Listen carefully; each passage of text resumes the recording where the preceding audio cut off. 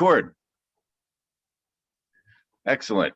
So Roger, I made you co-host, so you have controls. If I might need to step away because I got other stuff going on here, but the recording will stay going, and you can manage the as people come in.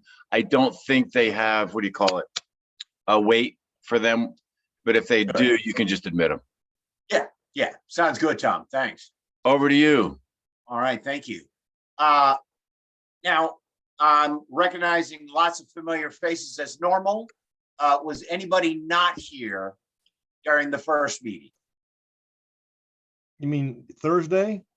No, the one I did on Thursday a few weeks back. Oh, no. Now, Walter, you were there. I saw that. Yeah, I saw that. Dave, you were there, right? I was there. Yeah. Bill, were you there? No. Excellent. Very good.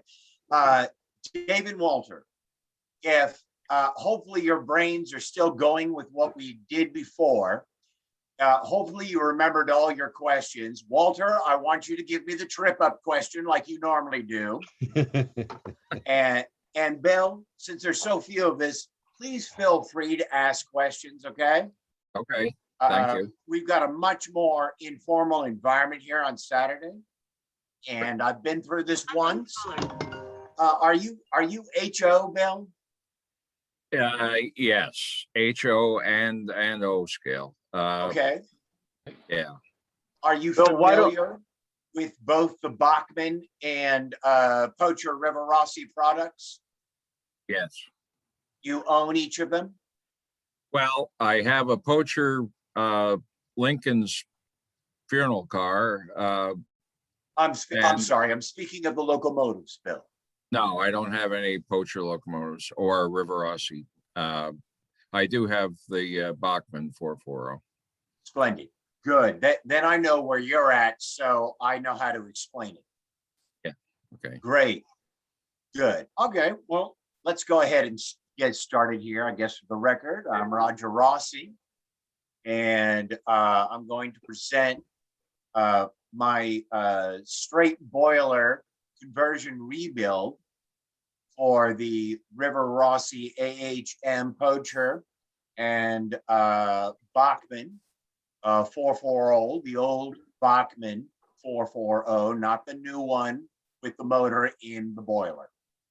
The old ones with the tender driven. Okay, let me go ahead and share the screen here. Just make sure I've got the right one.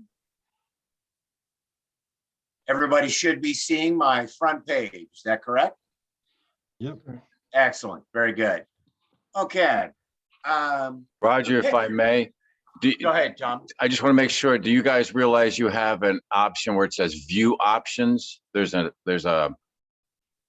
little bar, it says view options. Do you see that?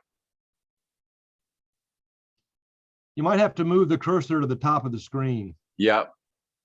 Okay, I'm up here. View options. This is mostly for David and Bill. Oh, okay. Do you guys see that or no?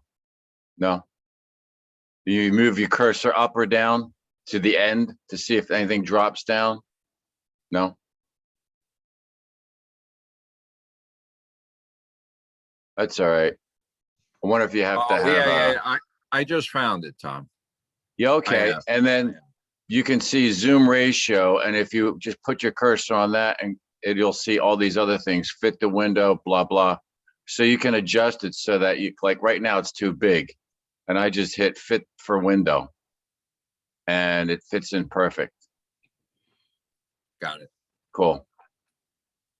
Thanks, Roger. Yeah, no problem, Tom. No problem. Okay, so the first pictures I picked, as I'm sure most of us know, are the General Hop and W.H. Winton straight boilers, Mason products. Okay, that was one of my first objectives, like everybody else in this world who is trying to do American Civil War. We all love the General, the General Hop. And so I picked these two pictures as the thing. Now, just to give a little bit of background, specifically for the RIVAROSSI products, there are two types of boilers. One of the boilers is a whole boiler. It's not split, it's a whole circumference, whole boiler. And the other is what I call the half shell. The upper half comes off. And I started by doing the fully rounded shell. And though it worked, though it created a straight boiler conversion, and with a couple of other modifications to make sure everything rolled correctly and fitted around the weight that is in the cab area, sanding down that weight so that the reduced size of the added front portion to the back to keep it a straight boiler would fit over the weight that was before in the wagon top section of the actual RIVAROSSI product, and modified that. It was fine, but then I discovered the half shell boiler, and it was so close to the Bachmann product. I found out that the Bachmann product was easy to convert, and that half shell RIVAROSSI product was easy to convert, that I just chose to do that. And Tom suggested, Raj, put these two together as a presentation to compare. And I thought, good idea, because they were so similar. Now, let me see if we can find the page turner. There we go. All right. So go ahead and start by obtaining your choice of 440. Make sure the RIVAROSSI kit has the shell in the picture. Here is the shell. It's the half shell. This is obviously an extra one. This other one over here. Let me see if we can get Vince in here.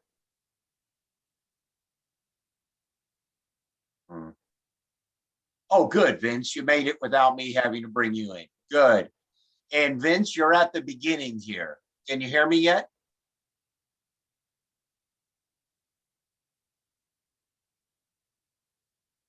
Let me let Vince get in. He missed the beginning the last time. I don't want to be sure he's able to see that. Should be able to hear now. Vince, you in, buddy? Yes. Good. You're right at the beginning. Okay. Which Okay. you unfortunately missed the last time. So we're right here. I started by talking about how there are two types of poacher RIVAROSSI products. One has a full boiler, meaning that it doesn't break in half. It doesn't have an upper part and a lower part. And there's one with the upper part and the lower part. And we're right now obtain one with what I call the half shell, the upper and lower part. And because it's almost just like the Bachmann product. So there's the RIVAROSSI. And then of course you have to have a full engine. So you need two of the boilers. And of course, two of the boilers for the Bachmann. Where am I? Good. Now, either one will do. Even on the Bachmann product, you can get the 440 Jupiter or the 440 119. Either one works. You're just going to have to take off the attached extended boiler box from the 119. And you obtain, of course, another upper half shell through eBay is my suggestion. Surf eBay and purchase the locomotive without a tender. Once again, the Genoa, the Eno, the Reno, either one of them works with the same upper half shell, and the Bachmann Jupiter 1119. Now, to get going, you need to cut off wagon top portion of the boiler of at least, I started with one attached to the locomotive chassis that I was going to use. Leave the boiler box up. Oh, dang it. I left it there. Leave that smoke box on there. I'll change that later. On there. And so that you're not over modifying the engine. Keep it simple. I'll remind us of that later. You don't want to remanufacture the thing. You want to use with the best advantages that the manufacturer gave you. Now, effectively, both half shells are the same. So the fully, oh, I'm sorry, I already did that. Good. Looks like I'm reinforcing that. Most sockets needs to be removed. Good. Let me move on. So cut off the wagon top portion. Then measure. So, reattach the upper shell to the front with the factory screw. Get that on there from there to there. And same thing for the Bachmann. Keep it simple and don't re-engineer your model. Then measure from the front boiler portion. You'll take note. I cut it near one of the bands because it's much easier for reattachment. It's much better. It allows for play a little bit there if you have any problems. And you measure. Question, Roger. What's the reason for cutting it off at the band again? Once again, it allows for the straight portion that you're going to attach between the front straight portion to the cab. Right. It allows for a little play there because the boiler band gives a little more room. So if for some reason you slip up just slightly, you can still sand all that down, add a band over it, and cover your mistake. Thank you. Right. And Tom, I'm glad you emphasized that because that helps. I'm glad you emphasized that helps with what I was trying to emphasize there. So you Roger, make sure. Roger, one question. Go ahead, Vince, please. Which saw I'm sorry, in the previous slide, doesn't have to go back, but which saw blade do you recommend for cutting plastic? Oh, God. Because I always have trouble, because that's really a wood kind of. I'm sorry, go that ahead. Works, Vince. I know, for you. okay. Okay. It's I mean, trial and error, I guess. I had the X-Acto knife one and I have this other one, okay? Use the one that you can cut straight with. And if you've got one of those miniature band saws, my God, use that, Yeah. Just make sure the width of whatever saw you use. You don't take too much of the straight portion you want to use off. Yeah. Okay. Okay. Yeah, I find a little bit of trial and error in that because, if you use a wood saw, something that's really more for wood, it's going to grab. Yep. And if you do something like, well, I don't have the luxury of a bandsaw, but something that's moving fast, you're melting the plastic. Yep. Right. So, all right. I guess it's experimenting. Yeah. Whatever process works best for you, whatever you're the expert at for yourself. I use a hand saw. Yeah. No, it never cuts straight. So I leave a little extra room so I can sand it down as flat as I can get it. Yeah, that's why. Roger. Yes, Tom, go ahead. Sorry, Vincent, I cut you off. No, you didn't. When you say handsaw, you mean a razor saw? I mean something like an X-Acto knife model cutting saw. Okay. Hand saw, usually reinforced straight back to it. Right. I think, let me check here. Let me look at it. Now, let me go back a sec here. And of course, that one doesn't have. The razor saw. Yeah. Here we go. Yeah. It is a razor saw. Yes. Yeah. This one doesn't. I forgot what this product is name wise, but there's the X-Acto here.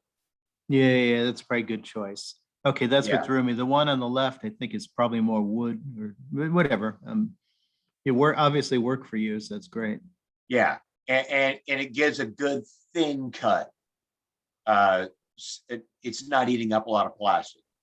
Mhm. Okay, great.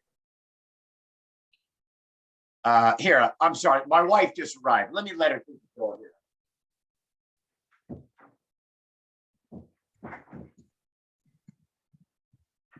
That's all right. Okay, I'm back.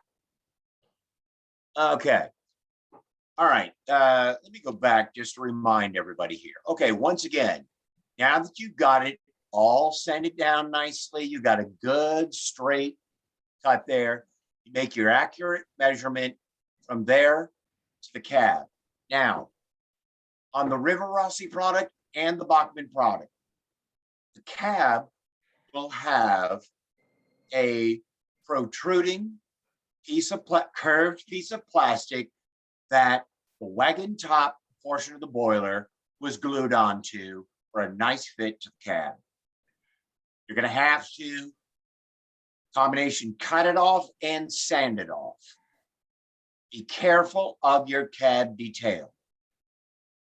Unless you're rebuilding the cab, be careful of your cab detail. Okay. And then once you've got that sanded where you want it, place the cab back onto, and I'm going to go over this in a minute here, but place that cab back onto it like it should fit according to the factory specs. Just put it back on just like you would have had you not modified the thing, and then take your measurement from the front portion of your straight portion to the cab. Once you got a precise measurement, make your cut, give yourself a little extra room, sand it down for a proper fit. All right. And I've got this. I like to use a Dremel tool to a point, and I get, my hand, filing tools and things of that nature. Let's see what we got here. And if you over file, if the straight boiler portion is too short, create a shimmy out of a shimmy, or a what did you call it, Tom? Oh, I think you got it. Just a shim. Yeah, a shim in there, and fill the space, sand it down. Don't worry about it. It's probably going to happen. It's happened to me. So, fill it in with styrene. I called it the washer effect, since it's at least round. Fill in that space. Okay, let's move on here. All right, and as I have you, attach that cab as usual before, making the making that next measurement. On the Bachmann product, look at the weight portion in that picture. You can see I filed it away so that the straight portion I'm about to place in there will fit over, because it is, or at least on the Bachmann I had it, it's one of the old ones, tender driven, it was too large. So obviously you're going to have to replace that weight somewhere else so it's properly balanced. So here's my second half, my second boiler, straight boiler, which comes from the front here, just like this one, and cut, file down nicely, good fit in between. Okay, I've got the cab properly attached as I did before here, and the same. I don't have a picture of the Bachmann, but just properly attach it. You're in good shape, and then you can glue it right on there if you want to. Have the cab on it, just glue it right on. Make sure you don't have any glue spilling over onto the bottom, or if you like, take off the front portion, put that boiler, the smoke box has the rounded button that the rounded bottom portion. So you'll need that hangover, a flat section. and then glue the two boiler pieces together for the straight boiler. Okay? And you're in good shape. Does everything make sense with that so far? Yes. Yeah. Good. All right. Yeah, just a piece of trivia. I'm always fascinated by the origin of words. And the word shim is actually, I think, Kentish from the early 1700s. And it originally meant a piece of iron that was fitted to a plow for scraping soil. And then somehow around 1860, it was used as a spacer to raise or increase the space or fit in the space. For what, You said Kentish, Tom. You mean from Kent Yeah. in England? Yeah. Interesting. Okay. All right, let's move on now because we're getting to attach it here. So measure from the front, cut to from the front cut to the cab, cut your second shell. With the front screwed back in, cab properly clipped. Yes, I'm reminding everybody again, back on properly. Make a measurement between those two and cut the second upper shell, file down for fit. Make sure the inner weight has been filed down as well for the Bachmann product, since that needs to be done. Good. Now, cut that second upper wagon top portion off, sand down flat, then cut off the boiler box. I wanted to show you a boiler. I need to correct that smoke box. So I wanted to show you what that looked like. There's the RIVAROSSI product. There's the smoke box. There's the front portion. There's the wagon top. Same thing for the Bachmann. Yeah, and once again, I cannot remind you enough, leave enough space. When I make the cut, I cut up a little bit into the expanding wagon top portion so you can sand down for the proper fit of the front of the portion that you're going to keep to attach between the cab and the front portion that you're going to screw in. All right, as you can tell, that cut wasn't straight, right? There you go. I cut off the boiler, smoke box section. I made a mark there first. After I made my proper measurement in between the cab and the front portion, I marked it. I marked it a little large, cut it, didn't do it straight, sanded it down to the size that I needed. You're good to go. And then I personally, as I said before, like to glue straight boiler piece back onto the boiler band section in case my gluing is off. I like because it's flat, the way it's going to sit in there, just as long as I don't put too much glue in so it doesn't get glued to the sideboards or the chassis, I'm good. Okay, and you can always add more glue to the inner side of the boiler if you need some more support there, or even a piece of styrene on the inside if you want to strengthen it. Great. Let's move on from there. Now, you got that all together. Once again, the reminders. Either carefully glue all pieces on the chassis or glue them on a raised flat surface to accommodate the smoke box that's rounded on the bottom. Got to get that fixed. You may want to leave the cab separate for painting purposes at this point. That's your option. I have no problem with taping off myself. I'm pretty decent at it. Other people want to leave it separated. And I know John Ott keeps them separated. So whatever works for you. But you can see the straight boiler profile here. Nicely glued on there. Connect it with the cab. And much like the Mason product, the cab looks nice and tall coming up off of the straight boiler. And of course, the It's nicely detailed. Your heart's, start at, I don't know when you want to detail. And I don't know when you want to start adding details. Whatever it works for you, do it. Paint, detail, paint, your order. What's the best kind of the glue you found? I sometimes like the gel of CA, but then maybe you want to melt the plastic a little bit. What's your findings on glue? Can I be blunt? Gorilla Glue, Gorilla Gel Glue. It's not the best of the best of the best, but it doesn't damage the model. And it's a pretty solid gripper.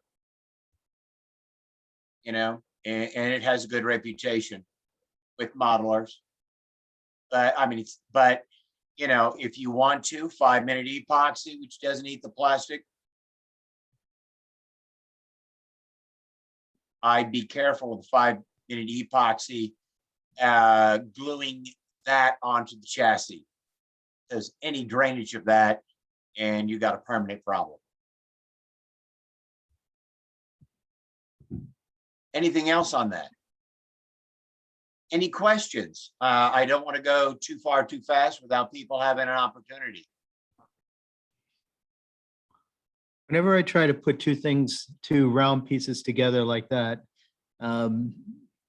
it's always like a little torqued one way, when you're looking like dead on in your photo on the left, it looks perfect. So hats off to you. And it's not. Oh, okay. It's not. You got to get it right in all 3 dimensions. So it's not. And Yeah, also it can't run. Yeah. If it was a vertical view, you would see it just ever so slightly off. Okay. And so what do? You just sand live it with down, put a band over it, tell the world, now we're recording this. Anyway, yeah, you know what I mean. Okay. Yeah, because that's one of the hardest, I don't know what the word is, bonds to make or something when you have all 3 dimensions involved and there's Right. a funny shape. And I think it's even harder when it's a single Yeah. piece boiler. The difference between a good modeler and a great modeler is the great modeler knows how to camouflage their mistakes. Exactly. That's And that what my applies wife. to woodworking as well. Yeah, my wife is a sewer, and she says the biggest thing is correcting mistakes. Yeah. Excellent. Or what is Bob Ross, the painter? Happy mistakes. Right. There you go. Right. That's right. Happy mistakes. They're never happy with their going on, though, for God's sake. Yeah.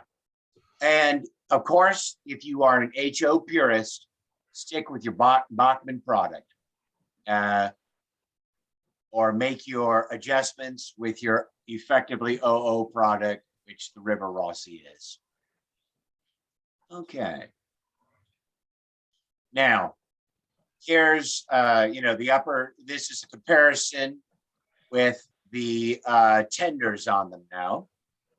At last you have your straight boiler, you've aged your locomotive as much as a decade or more, depending on your final product, project objective. Add a bury boiler, maybe, i.e. somehow you modify from a Bachmann, Prussia, Lafayette product, and or whatever detail you want to make your project more prototypical. And as I have here, my RIVAROSSI poacher is going to be a Mason product.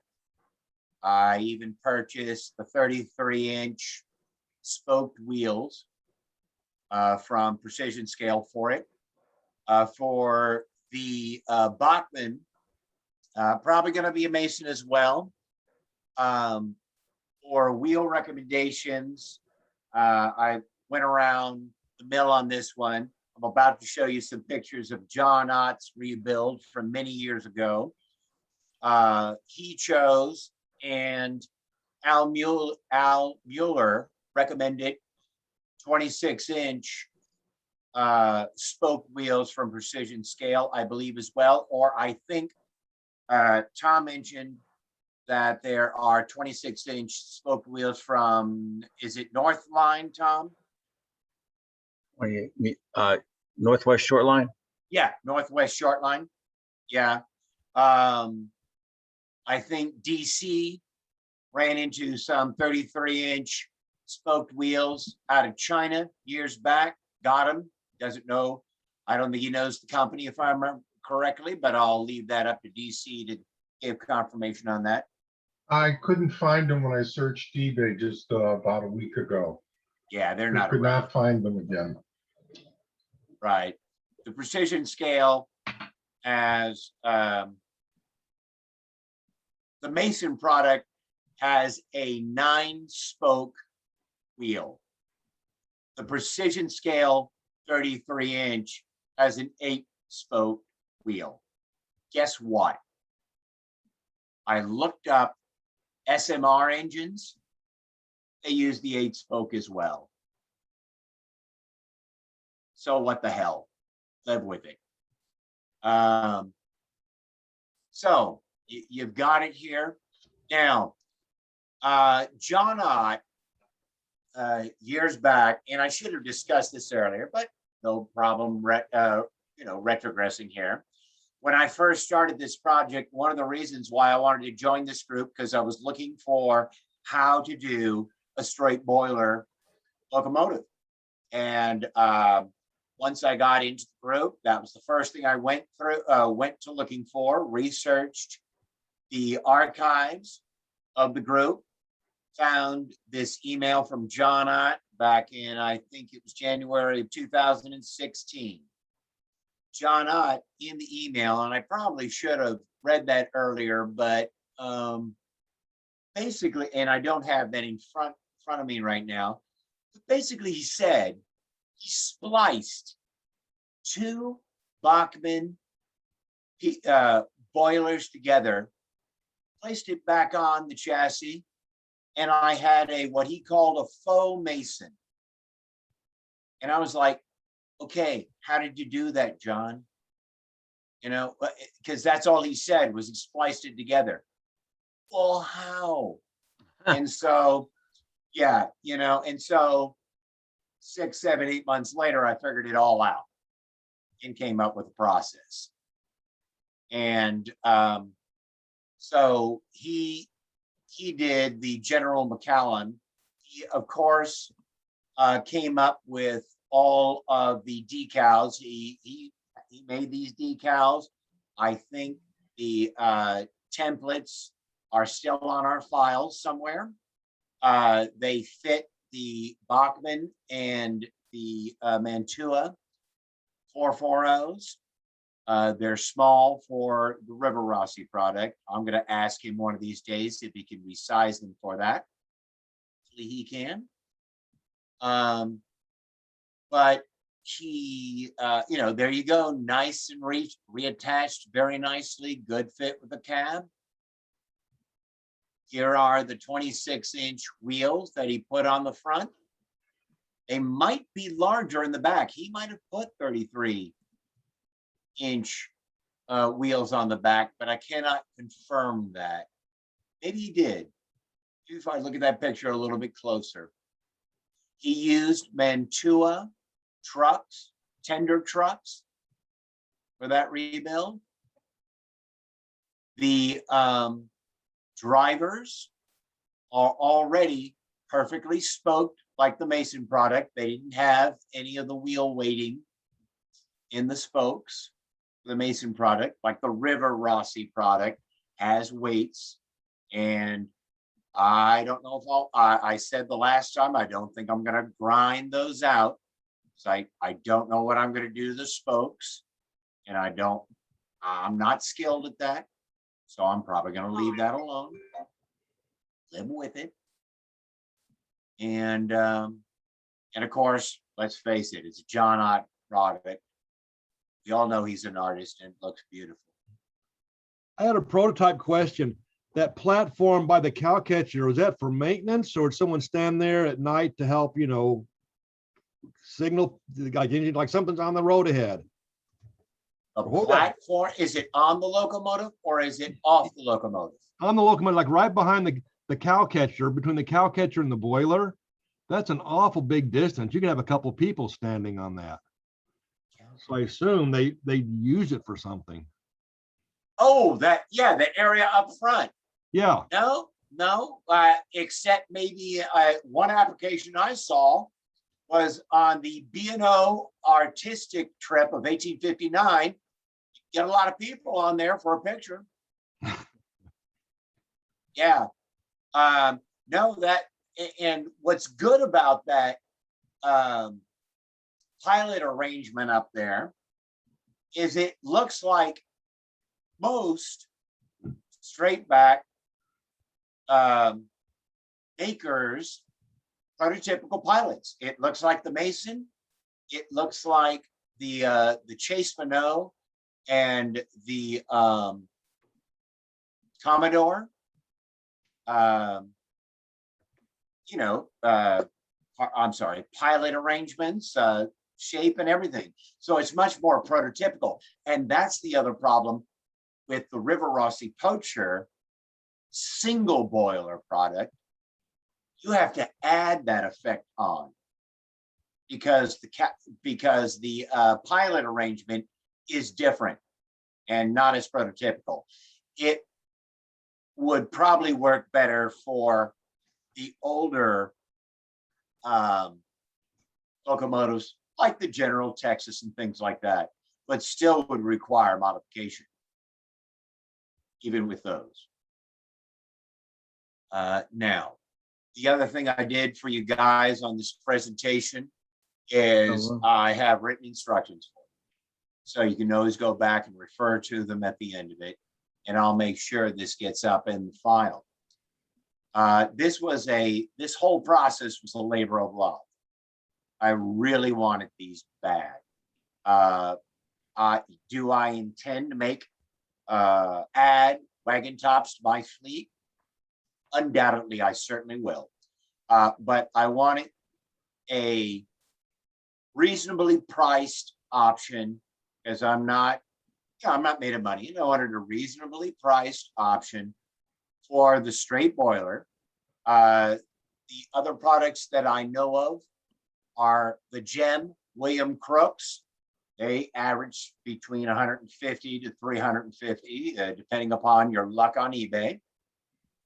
And they also have the Iron Horse General Hop out there, which I think if you were lucky enough to get one of those original runs of the product, they were $1,200 at that time, or more now or less now, depending upon who you're getting it from. They're out there, but this, you can make several in your fleet. That's going to take anybody, even us who are very familiar with these prototypical locomotives, a very close second look to figure out where things are wrong. And when you're looking at it 3 feet away from your tabletop, discount model trains. It's going to look good, guys. No doubt about it. So, are there any questions at this point? Is there any pictures you'd like to look at again? Anything to reference by?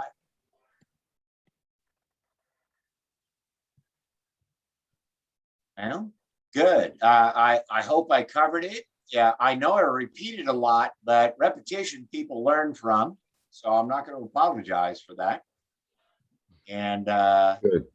I'm glad to have the second opportunity in this informal situation to do it again and confirm any and all questions from those in my mind that are privileged enough to be here again. So thank you, guys. Thank you, Tom, for allowing me to do it again. Thank you, Roger. Yeah, excellent. Thanks, Roger. Cool. Absolutely. Okay, you could drop your screen now. And Please, will do. Let me do it. There we go. I'll keep the recording going just in case there's some interesting conversation that we engage. Let's see. Dave, I gotta ask you, did you see any applications or hear anything different today that sparked in your mind attempting the same type of project with your models? Go ahead, please, Dave. Several years ago, I tried something a little different, but it's along the same idea. To start with a General locomotive, gosh, it was probably a Mantua. It was really a long time ago.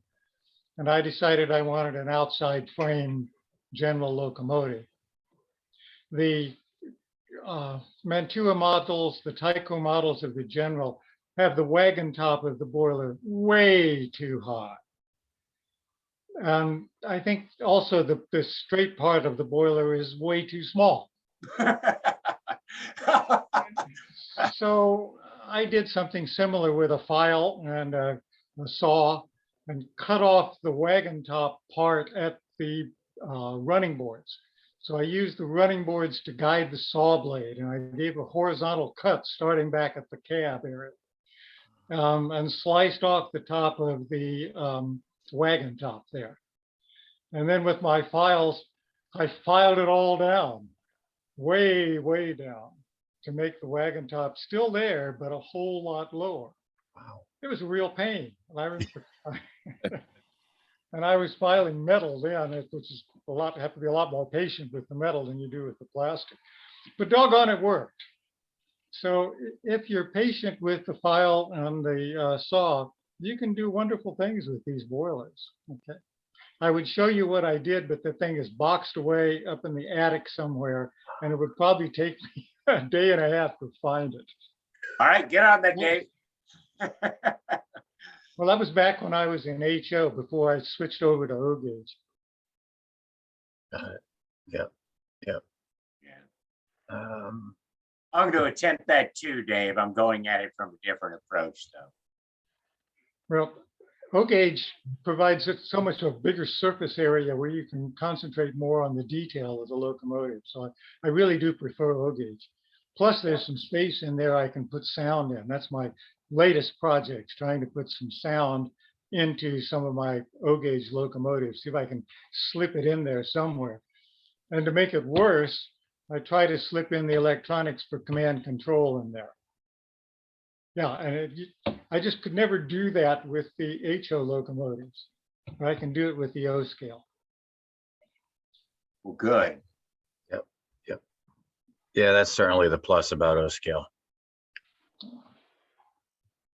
Got it. Good. Yeah, I'm still amazed, Tom, seeing the engines that you had, locomotives you had, and you're jamming all that stuff in the back of a Mantua tender. I'm like, I was looking at that going, okay, you need to be a surgeon to do this. You know, that was my impression. Yeah, there is some surgical kind of work you need to do. Yeah. The first, yeah. I mean, it's like you guys are experiencing. It's so much of it is an experiment, especially when it hasn't been done too often. And if it wasn't for Al Mueller, I'd probably be running DC locomotives because there's no way I would have even begun to get my head around how to do that. And I didn't have the patience to do all of that. So, but fortunately, I got a couple of that are running very good. It requires more wipers than I had anticipated, but they're running, and that's been great. It's you know, a couple of things. One is to know when to walk away before you're ready to throw it against the wall. And the other is, you know, people like y'all that I'm either learning from or realizing I'm not, you know, in a vacuum and I'm hearing, you know, what everybody else is struggling with. So it helps to manage the expectations around what I should be able to do versus what I am able to do when you see the persistence that people had in crafting whatever they were building. So that's been a huge, contribution to that. This layout even exists. But yeah, that's been good. Cool. Well, I'm gonna close the recording for now, and let's see.